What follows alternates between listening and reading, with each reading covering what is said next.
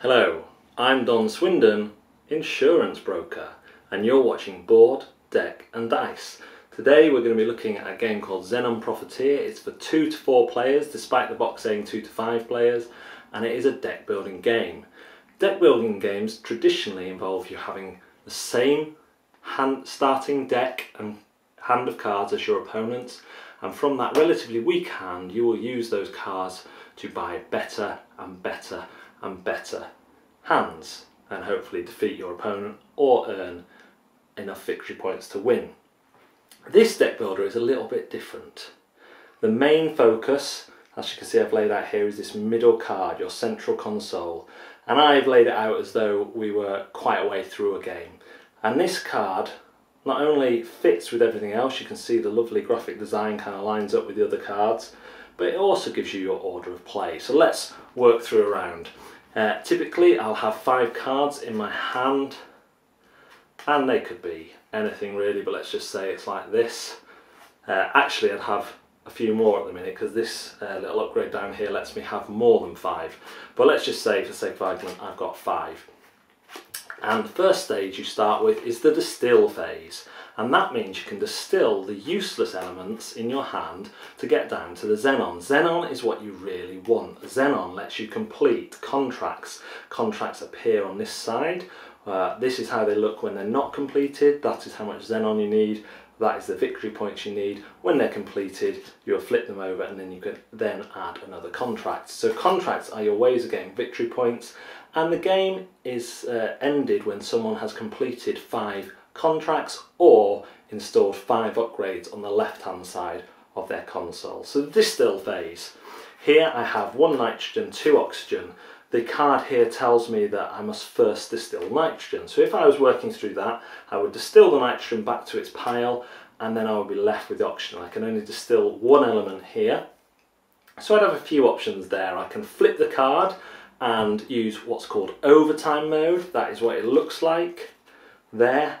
Or I can use other cards in my hand which have certain actions. All in the effort to try and get rid of any unwanted elements in my hand. So let's say I've got rid of the nitrogen and the oxygen. My Xenon will then go down here to fill any contracts I have. The next phase is installing air into your system or wiping. Out here you will have 4 contract or pipeline cards, and at the top you will have the upgrades. If you wipe, you clear all those and get some new ones out. If you install air, you take 1 of each element from here, nitrogen, oxygen, krypton and xenon, and add that to your discard pile, which becomes your deck, which hopefully gets into your hand.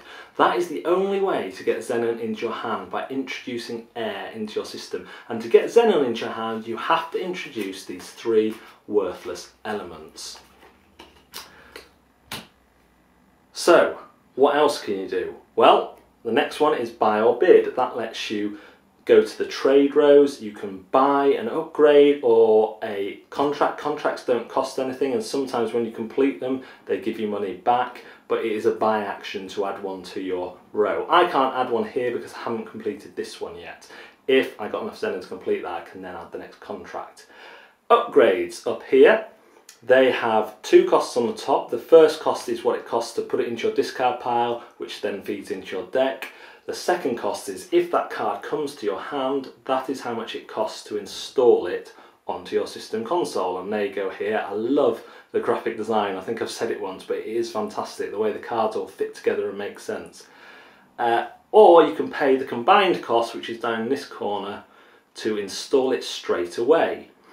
They have various abilities you can use. The advantage of installing it onto your console is that you can use that upgrade every turn. So this one I may bid and buy. So when I buy, I can also bid.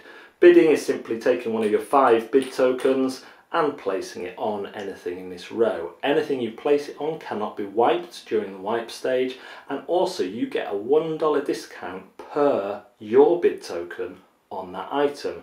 So this would cost me 1 to buy it into my hand, or 6 to install it straight away. With this token on, it is free to take into my hand the next time I can buy, or 5 to install straight away. So you could see if I had 5 tokens on that, that would be very useful. The other thing good about bid tokens is that your opponent has to pay you $1 for every bid token you have on a card if they want to take that card. The last card type to mention is these pipeline cards. They come from the contract row every now and again, and they let you add one card to your hand size and also give you victory points at the end. You can get up to 3 of those, increasing your hand size from 5 to 8, which is really helpful as long as you don't have too many of the useless elements in your hands. When the first player to get 5 either side, contracts completed or upgrades installed, gets to choose whether they have a final turn or take 3 victory points. This is a brilliant deck building game. Traditionally, I prefer deck builders where you're attacking the other player directly and not going for victory points, but this just blew me away. Everything works. The player count is fantastic at 2, it's brilliant at 4. This card is the key to it all. It looks confusing, but it is so well designed and just fits the game completely. So, intimidation factor.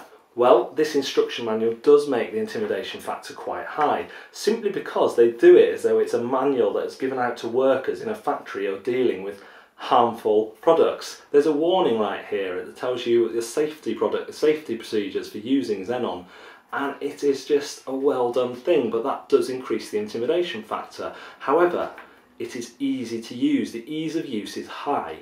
You read through, you do what it says, it makes sense, it does it in a logical order. You've got this brilliant card which breaks down the turns for you. Even in overtime mode, you still have exactly what you can do, and it just works. Intimidation factor, relatively high. Ease, relatively high. Fun, excellent fun. If you like deck building games, and even if you're burnt out on them, I suggest giving this a whirl, because this has really clicked with me.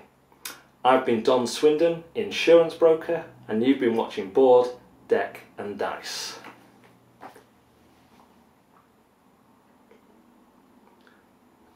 Oh, speaking of introducing air into my system,